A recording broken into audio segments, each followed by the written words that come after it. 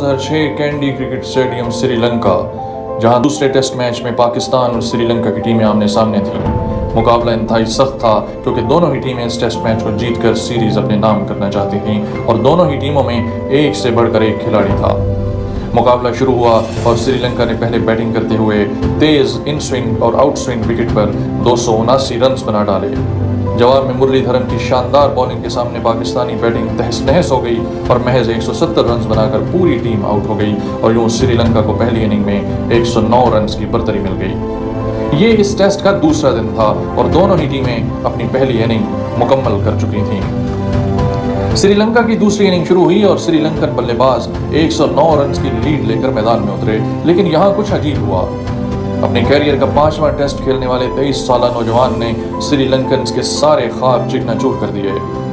इस नौजवान fast bowler ने ऐसी तबाहकुन बॉलिंग की कि पूरी श्रीलंकन टॉप ऑर्डर उसके सामने बेबस हो गई और इस शानदार बॉलर ने श्रीलंकन टीम के 5 बेहतरीन बल्लेबाजों को पवेलियन की राह दिखाकर श्रीलंका की पूरी टीम को 73 रन पर समेट दिया और पाकिस्तान ये मैच जो एक लम्हे पर वो हार रहा था 8 विकेटों से जीत गया और सीरीज भी अपने नाम कर ली। इस नौजवान फास्ट बॉलर ने इस मैच में 11 विकेट लेकर मैन ऑफ द मैच का एजाज हासिल किया।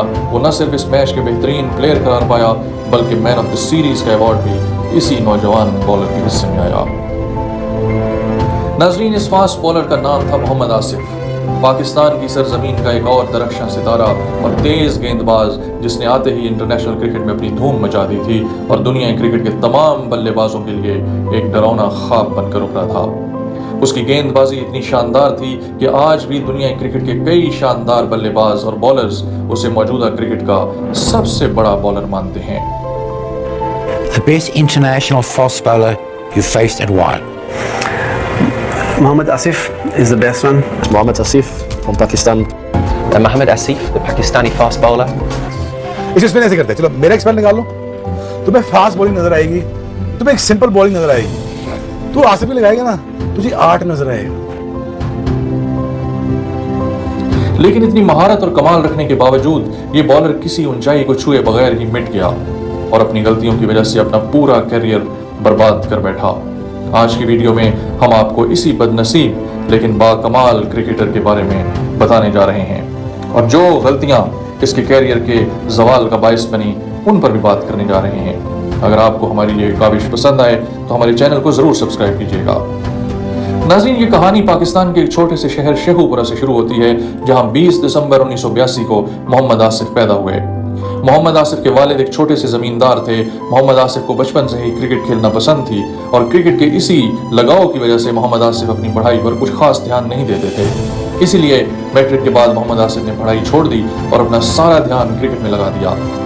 शुरुआत में वो एक बल्लेबाज बनना चाहते थे, लेकिन 15 साल की उम्र में जब मोहम्मद आसिफ ने क्लब क्रिकेट खेलना शुरू की तो क्लब कोच ने उन्हें उनकी कदो-कामत की वजह से बॉलिंग की तरफ ध्यान देने की सलाह दी। कोच की इस एडवाइस पर मोहम्मद आसिफ ने तेज गेंदबाजी करना शुरू कर दी और 1 साल में ही वो क्लब के सबसे बेहतरीन बॉलर बन गए। बाद में मोहम्मद आसिफ क्लब क्रिकेट खेलने इंग्लैंड चले गए। इंग्लैंड में खेलने से उनकी गेंदबाजी में और भी निखार आ गया और बॉलिंग टेक्निक्स और भी बेहतर हो गई। इंग्लैंड से लौटने के बाद वो कई फर्स्ट क्लास मैचेस खेले और इन मैचेस में भी उन्होंने अपना लोहा मनवाया। फर्स्ट क्लास की इसी बेहतरीन परफॉर्मेंस की वजह से 2005 में पाकिस्तान क्रिकेट बोर्ड ने उन्हें ऑस्ट्रेलिया का दौरा करने वाली पाकिस्तानी टीम में शामिल कर लिया।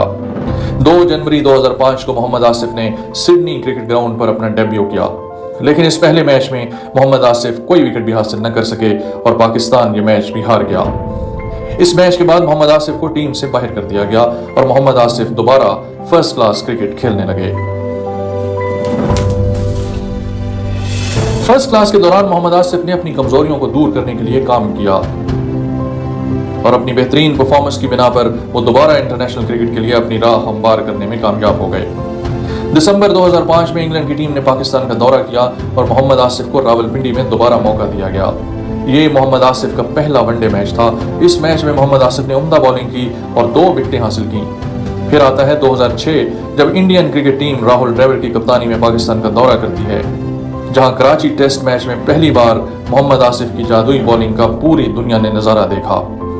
इस टेस्ट मैच में मोहम्मद आसिफ ने जिस अंदाज में भारतीय बल्लेबाजों के खिलाफ बॉलिंग की और उन्हें पवेलियन की राह दिखाई, वो क्रिकेट के चाहने वालों और खुसूसन पाकिस्तानी लोगों के लिए एक शानदार लम्हा था। मोहम्मद आसिफ ने अपनी शानदार बॉलिंग से इस टेस्ट मैच में भारतीय बैटिंग की कमर तोड़ दी और मैच में 7 खिलाड़ियों को आउट किया और पाकिस्तान की जीत में अहम किरदार अदा किया। मोहम्मद आसिफ की शानदार बॉलिंग के सामने वीवीएस लक्ष्मण, राहुल द्रविड़ और सचिन तेंदुलकर जैसे बाकमाल बैट्समैन भी बेबस नजर आए। ऐसे बाकमाल बल्लेबाजों को आउट करने से मोहम्मद आसिफ को एक खास एतमाद मिला और यही एतमाद लिए मोहम्मद आसिफ श्रीलंका के दौरे पर पहुंचे और यहां भी उन्होंने अपनी कमाल बॉलिंग से अपनी टीम की जीत में अपना अहम किरदार अदा किया। अगस्त 2006 में अपने पहले T20 मैच में इंग्लैंड के खिलाफ भी उनकी इस शानदार गेंदबाजी का जादू बरकरार रहा। इस मैच में मोहम्मद आसिफ ने T20 का पहला मेडन ओवर फेंका, जो कि एक वर्ल्ड रिकॉर्ड था, और एंड्रयू स्टार्स और कीवन पैटरसन को आउट करके पाकिस्तान को ये पहला T20 मैच जितवा दिया। नाज़रीन, मोहम्मद आसिफ की बॉलिंग में हर वो चीज थी जो एक चैंपियन बॉलर की होनी चाहिए। परफेक्ट पेस, कमाल की लाइन लेंथ और गेंद को दोनों तरफ स्विंग करने की काबिलियत, ये सारी खूबियां उन्हें दूसरे तेज गेंदबाजों से अलग कर रही थीं। वक्त गुजरने के साथ साथ मोहम्मद आसिफ और भी खतरनाक हो रहा था और दुनिया क्रिकेट के तमाम बल्लेबाजों के लिए एक चैलेंज बन चुका था।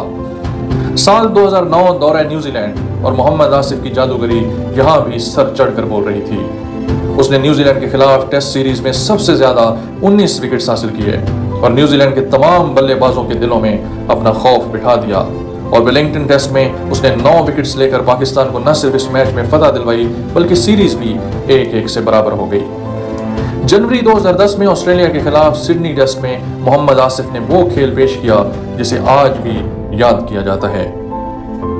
इस मैच की पहली इनिंग में आसिफ की घूमती गेंदों के सामने Shane Watson, Ricky Ponting, Mike Hussey और माइकल क्लार्क जैसे वर्ल्ड क्लास बैट्समैनों ने भी हार मान ली थी और मोहम्मद आसिफ ने इन सब मायानाज बल्लेबाजों को पवेलियन लौटने पर मजबूर कर दिया था। मोहम्मद आसिफ अब दुनिया के बेहतरीन बॉलर्स में से एक था। इस दौरान मोहम्मद आसिफ और मोहम्मद आमिर की एक ऐसी जोड़ी बनी थी जो किसी भी बैटिंग लाइन को तहस नहस कर सकती थी। इसका एक बहुत ही बेहतरीन नमूना जुलाई 2010 में ऑस्ट्रेलिया में खेले गए एक टेस्ट मैच में नजर आया। लीड्स में खेले गए इस मैच में मोहम्मद आमिर और मोहम्मद आसिफ ने ऑस्ट्रेलियाई बैट्समैनों की एक नहीं चलने दी और ऑस्ट्रेलियाई टीम को पहली इनिंग में सिर्फ 88 रन्स पर ऑल आउट कर दिया। ऑस्ट्रेलिया ने दूसरी इनिंग में कम बैक करने की कोशिश की, लेकिन इस खतरनाक जोड़ी ने ऑस्ट्रेलिया की तमाम उम्मीदों पर पानी फेर दिया और ऑस्ट्रेलिया ये मैच 3 विकेटों से हार गया। मोहम्मद आसिफ का कैरियर अब बामे अरूज पर था और रोशन मुस्तकबिल उसका इस्तकबाल कर रहा था, लेकिन किस्मत में तो कुछ और ही लिखा था और मोहम्मद आसिफ का सितारा अरूज से जवाल की जानिब बढ़ने लगा। इस जवाल की शुरुआत हुई अगस्त 2010 में जब इंग्लैंड में खेले गए एक मैच में मोहम्मद आसिफ का नाम स्पॉट फिक्सिंग में आ गया। लॉर्ड्स क्रिकेट ग्राउंड के तारीखी ग्राउंड में पाकिस्तान और इंग्लैंड के माबैन चौथा और आखिरी टेस्ट मैच खेला जा रहा था। इस टेस्ट से कबल पाकिस्तान ये सीरीज 2-1 से हार रहा था और सीरीज बराबर करने के लिए ये मैच जीतना पाकिस्तान के लिए बहुत जरूरी था। पाकिस्तान की पूरी टीम इस मैच में जान मार रही थी, लेकिन 3 पाकिस्तानी खिलाड़ी इस मैच में पाकिस्तान के जीतने या हारने से कोई खास दिलचस्पी नहीं रखते थे। इन 3 खिलाड़ियों ने अपने मुल्क की इज्जत को दांव पर लगा दिया और महज चंद पाउंड्स के लिए अपने मुल्क को बेच डाला। इन 3 खिलाड़ियों में पाकिस्तानी कप्तान सलमान बट, फास्ट बॉलर मोहम्मद आमिर के साथ मोहम्मद आसिफ भी शामिल थे। दरअसल इस मैच से पहले मोहम्मद आसिफ इंग्लैंड में मौजूद एक बुकी मजर मजीद के फ्लैट में नजर आए थे। मजर मजीद ने मोहम्मद आसिफ को एक डील ऑफर की थी जिसमें मोहम्मद आसिफ को इस मैच में मखसूस गेंदों को नो बॉल फेंकना था और इसके बदले में मोहम्मद आसिफ को एक तगड़ी रकम मिलनी थी। आसिफ को ये डील पसंद आई और उसने ये डील फाइनल कर ली। ऐसी ही ऑफर मोहम्मद आमिर को भी की गई थी और मोहम्मद आमिर ने भी ये ऑफर कबूल कर ली थी। मैच के दौरान दोनों ही बॉलर्स ने वैसा ही किया जैसा कि उस बुकी ने दोनों बॉलर्स को कहा था और इस सब में उनका बराबर का साथ दिया उनके कप्तान सलमान बट ने, जो उन्हें ये बताते रहे कि उन्होंने किस ओवर की किस गेंद पर नो बॉल फेंकनी है। मैच के दौरान तो सब कुछ नॉर्मल लगा, लेकिन बाद में जब तहकीकात हुई तो स्पॉट फिक्सिंग का मामला सामने आ गया। स्पॉट फिक्सिंग का मामला सामने आते ही आईसीसी हरकत में आ गई और इन तीनों खिलाड़ियों के क्रिकेट खेलने पर पाबंदी लगा दी गई। बात सिर्फ पाबंदी पर खत्म नहीं हुई, आईसीसी इस मामले को अदालत में लेकर गई और तकरीबन 1 साल चले इस मुकदमे में नवंबर 2011 में अदालत हतमी नतीजे पर पहुंच गई और इन तीनों खिलाड़ियों को मुजरिम करार देकर जेल भेज दिया गया।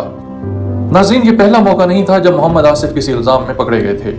इससे पहले अक्टूबर 2006 में उन्हें परफॉर्मेंस बढ़ाने वाली ड्रग्स की वजह से पीसीबी ने 1 साल के लिए बैन किया था। इसके अलावा जून 2008 में दुबई इंटरनेशनल एयरपोर्ट पर भी मोहम्मद आसिफ ममनुआ ड्रग्स अपने पास रखने की वजह से पकड़े गए थे, जिसे बाद में पीसीबी की जमानत पर रफा दफा किया गया था। इसके अलावा भी कई मौके पर मोहम्मद आसिफ कंट्रोवर्सीज का शिकार हुए, जैसा कि शोएब अख्तर के साथ ड्रेसिंग रूम में लड़ाई और आईपीएल 2008 में स्टीरॉयड का इस्तेमाल। हालांकि इन तमाम कंट्रोवर्सीज के बावजूद मोहम्मद आसिफ क्रिकेट में वापसी करते रहे, लेकिन 2010 के स्पॉट फिक्सिंग केस के बाद मोहम्मद आसिफ इंटरनेशनल क्रिकेट में कभी भी वापस नहीं आ सके और यूं एक इंतहाई बाकमाल बॉलर जो आगे चलकर वसीम अकरम और वकार यूनस जैसा अजीम बॉलर बन सकता था, रास्ते की धूल में कहीं गुम हो गया। नाज़रीन, अगर आपको हमारी ये काविश पसंद आई हो तो हमारे चैनल को ज़रूर सब्सक्राइब कीजिएगा। अपना और अपने आसपास के लोगों का बहुत ख्याल रखिएगा। अल्लाह हाफिज़।